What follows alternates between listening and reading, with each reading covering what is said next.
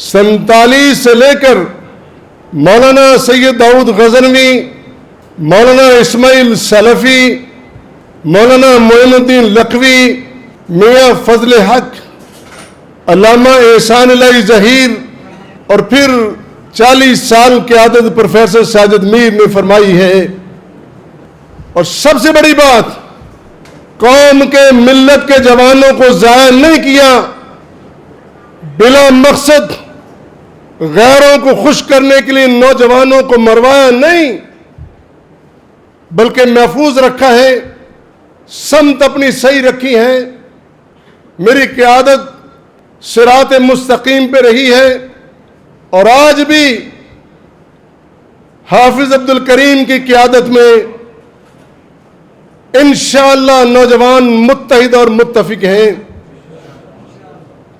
نوجوانوں، وطن عزیز کو ضرورت پڑی تو آگے بڑھو گے، عقیدہ توحید کی حفاظت کرو گے، عقیدہ ختم نبوت کی حفاظت کرو گے، اور اگر خون دینا پڑا تو دو گے، کھل کے بولو، خون دو گے۔